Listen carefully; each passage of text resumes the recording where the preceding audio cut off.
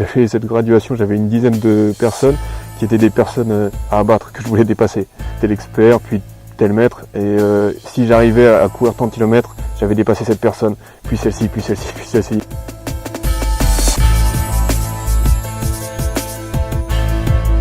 J'étais continuellement dans l'opposition mentale, le fait de dépasser les autres. À l'époque, je pratiquais le karaté avec Jean-Pierre Vigneault et je me destinais à être éventuellement enseignant de karaté. À ce moment-là, j'ai eu la chance de rencontrer l'aïkido et en particulier Maître Tamura.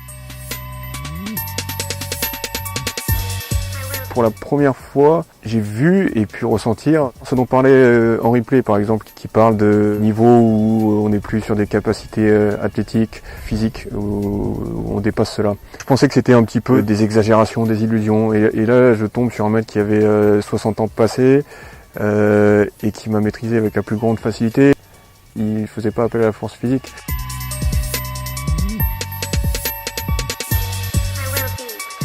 L'impression qu'il m'a faite était vraiment forte, elle me marque encore aujourd'hui, elle m'inspire encore aujourd'hui.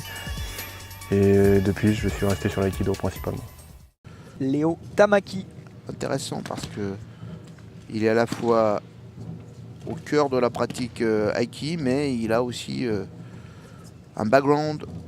Oh, il a débuté par le judo. Oui, il a fait du judo, il a fait aussi la boxe thaï. Il a fait Kung Fu, self-défense aussi. Kung Fu. Et regardez, il est très stable. Il a démarré à l'aïkido à 21 ans, Léo Tamaki. Et c'est intéressant, c'est-à-dire qu'il a nourri cette passion, cette approche nouvelle de tout un passé dans le milieu des arts martiaux.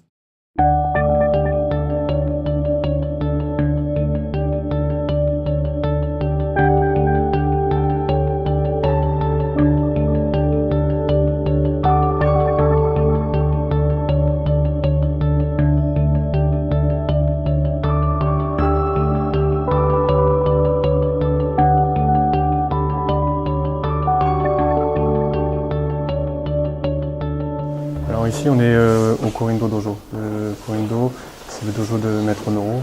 Maître Noro, c'est le fondateur du Kinomichi. Il était élève direct Uchideshi, du fondateur de l'aïkido, Oshiba Morisei.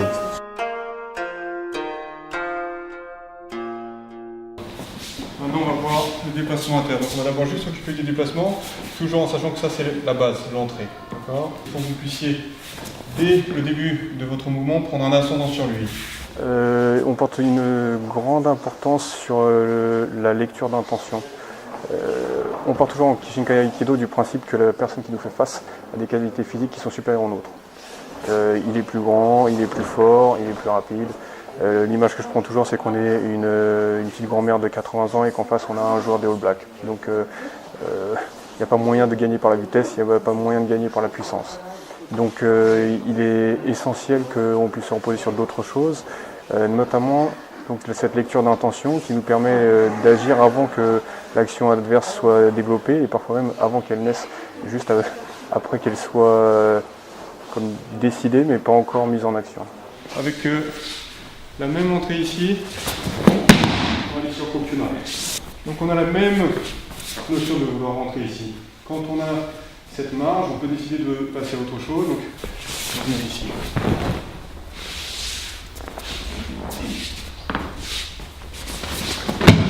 Allez-y s'il vous plaît.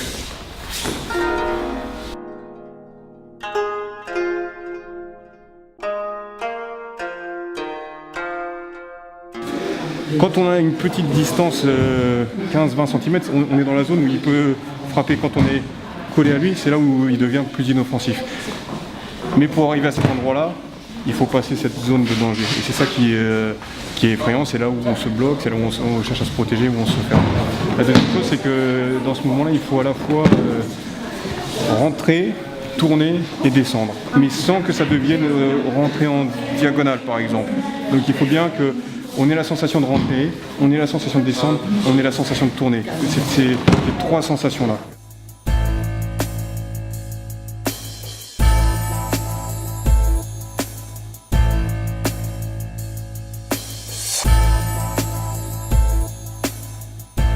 L'audience que je peux avoir dans les arts martiaux, dans le monde, elle est au-delà de ce que je pouvais imaginer.